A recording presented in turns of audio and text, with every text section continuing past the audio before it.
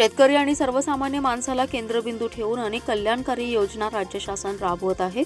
समाजातील सर्व घटकांना सोबत घेऊन राज्य शासन वाटचाल करत आहे। सांगली जिल्ह्याच्या सर्वांगीण विकासासाठी शासन कटिबद्ध असल्याची ग्वाही राज्याचे उच्च व तंत्र शिक्षण संसदीय कार्यमंत्री तथा सांगली जिल्ह्याचे पालकमंत्री चंद्रकांतदादा पाटील यांनी आज दिली आहे। भारताच्या 76व्या प्रजासत्ताक दिनी पोलीस संचलन मैदानावर आयोजित मुख्य शासकीय समारंभात पालकमंत्री चंद्रकांत पाटील यांच्या हस्ते ध्वजारोहण करण्यात आलं। तदनंतर सर्व जिल्हावासियांना प्रजासत्ताक दिनाच्या हार्दिक शुभेच्छा देऊन संवाद साधलाय। यावेळी ते बोलत होते। यावेळी खासदार विशाल पाटील, आमदार सुधीर गाडगीळ यांच्यासह आजी माजी लोकप्रतिनिधी, अधिकारी, कर्मचारी, नागरिक, विद्यार्थी आदी जण मोठ्या संख्येने उपस्थित होते।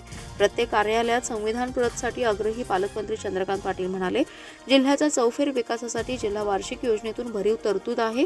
जिल्हा वार्षिक योजनेतून अनेक नाविन्यपूर्ण आणि लोकाभिमुख कामे हाती घेतली आहेत असं सांगून पालकमंत्री चंद्रकांत पाटील म्हणाले, 100 दिवसांच्या कृती आराखड्याअंतर्गत जिल्ह्यातील सर्व शासकीय आणि निमशासकीय कार्यालयांनी 7 कलमी कृती आराखडा प्रभावीपणे राबवावा, यामुळे प्रशासनातील सेवांच्या गुणवत्तेमध्ये वाढ होईल असं ते म्हणाले।